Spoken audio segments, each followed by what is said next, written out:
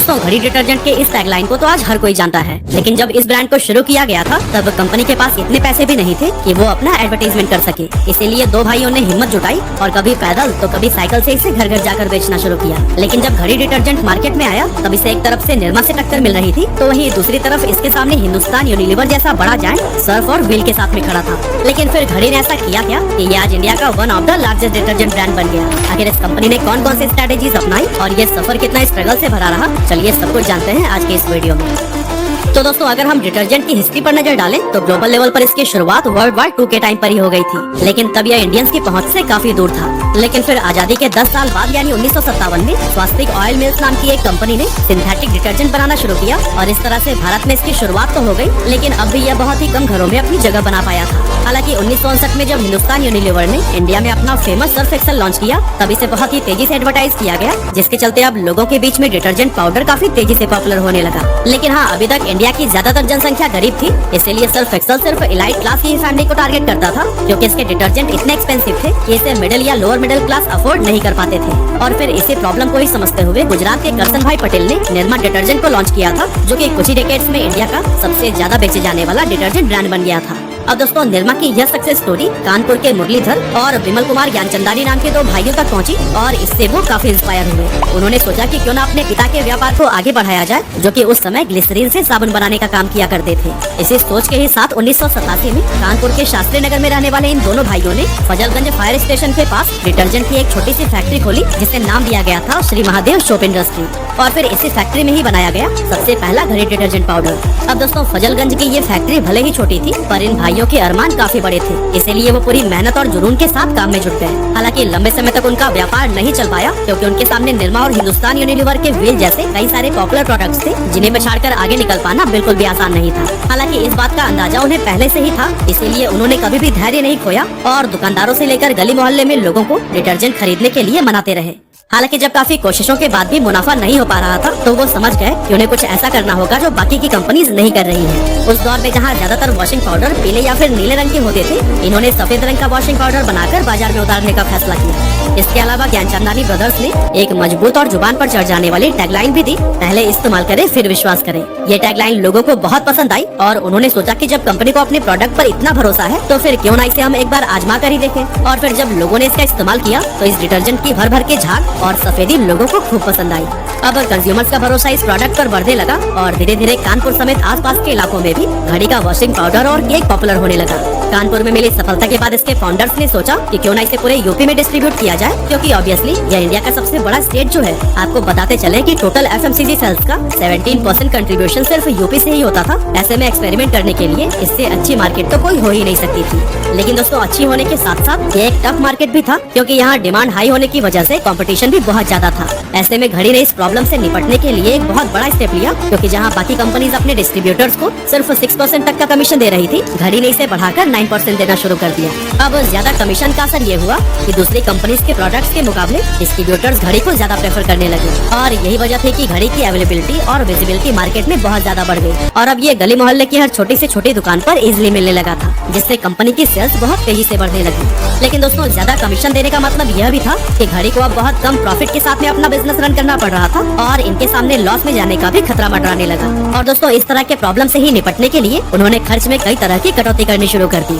जैसे कि कंपनी ने ट्रांसपोर्टेशन कॉस्ट को कम करने के लिए हर 200 से 300 किलोमीटर की दूरी पर एक छोटी यूनिट या फिर डिपो बनाना शुरू कर दिया, जिससे न सिर्फ ट्रांसपोर्टेशन का खर्च कम हुआ बल्कि लोगों तक प्रोडक्ट्स पहले के मुकाबले और भी जल्दी पहुंचने लगा। इस तरह से कुछ ही सालों में यूपी के अंदर घड़ी डिटर्जेंट सबसे ज्यादा पसंद किया जाने वाला ब्रांड बन गया और फिर इस कामयाबी ने कंपनी को आसपास के राज्यों में भी एंटर करने को मोटिवेट किया, जिसके बाद से बिहार, मध्य प्रदेश और ऐसे ही यूपी से सटे कई स्टेट में घड़ी को बेचना शुरू किया गया। अब दोस्तों यूपी की वजह से मार्केट का पूरा आइडिया तो घड़ी डिटर्जेंट को लग ही गया था, इसीलिए धीरे धीरे दिल्ली और मुंबई जैसे बड़े शहरों में भी इसने पैर पसारने शुरू कर दिए और फिर घड़ी ने 2002 तक 500 करोड़ रुपए की सेल्स को अचीव कर लिया था, जो कि कंपनी के लिए बहुत बड़ी कामयाबी थी। इसके बाद से कंपनी ने और भी कई सारे प्रोडक्ट्स को बनाना शुरू कर दिया और ये एफएमसीजी मार्केट में अपनी प्रेजेंस को स्ट्रॉन्ग बनाने में लग गए। ज्ञानचंदानी ने अपनी सभी प्रोडक्ट्स को एक दूसरे के साथ इंटीग्रेट करने के लिए साल 2005 में श्री महादेव सोप इंडस्ट्री का नाम बदलकर रोहित सर्फेक्टेंट्स प्राइवेट लिमिटेड यानी कि RSPL कर दिया, ताकि इनके ऑपरेशंस को आसान बनाया जा सके। इसी दौरान कम इनोवेशंस और बदलते मार्केट ट्रेंड की वजह से निर्मा धीरे धीरे अपनी पोजीशन खोता जा रहा था, जिसका भरपूर फायदा घड़ी को मिलने लगा और फिर घड़ी निर्मा के मार्केट शेयर को कैप्चर करता चला गया। साथ ही घड़ी ने कई सारे और सेक्टर्स में भी अपने प्रोडक्ट्स लॉन्च किए, जैसे कि साल 2010 में RSPL ने हरिद्वार में एक यूनिट की शुरुआत की, जहां से hair oil, shampoo, toothpaste, moisturiser, shaving cream और लिक्विड हैंड वॉश की तरह नए नए प्रोडक्ट्स को मार्केट में उतारा गया। इसके नेक्स्ट ईयर यानी 2011 में घड़ी व्हील और निरमा जैसे कई सारे ब्रांड्स को पीछे करते हुए इंडियन डिटर्जेंट मार्केट का लार्जेस्ट प्लेयर बन गया। लेकिन ये सब हुआ कैसे? क्या सिर्फ डिस्ट्रीब्यूटर्स को ज्यादा कमीशन देकर और वाइट डिटर्जेंट बनाकर कोई कंपनी इतने कम समय में इतना ज्यादा सफल हो सकती है? जवाब है बिल्कुल नहीं, क्योंकि घड़ी ने ऐसी कई सारी स्ट्रेटेजीज अपनाई जिन्होंने इसकी कामयाबी में बहुत अहम रोल निभाए हैं। सबसे पहले तो इसने कंज्यूमर्स के माइंड को समझा, जैसे कि इसके कस्टमर्स में ज्यादातर फीमेल हाउसवाइफ्स थी, जो कि ज्यादा झाग को अच्छी क्वालिटी से जोड़कर देखती थी और खूब ढेर सारा फॉर्म पाने के लिए एक्स्ट्रा डिटर्जेंट का इस्तेमाल किया करती थी। ऐसे में घड़ी ने इस इनसाइट्स को समझा और खुद को ऐसे एडवर्टाइज करना शुरू किया कि उनके डिटर्जेंट से सबसे ज्यादा झाग मिलता है। साथ ही पहले इस्तेमाल करें फिर विश्वास करें, इस कॉन्फिडेंट क्लेम की वजह से कस्टमर्स इस नए प्रोडक्ट को ट्राई करने के लिए क्यूरियस होने लगे। लेकिन ये टैगलाइन दशकों पहले ही कानपुर के किसी गली मोहल्ले में दम तोड़ चुकी होती अगर ज्ञानचंदानी अपने प्रोडक्ट्स के एडवर्टीजमेंट को प्रायोरिटी न देते।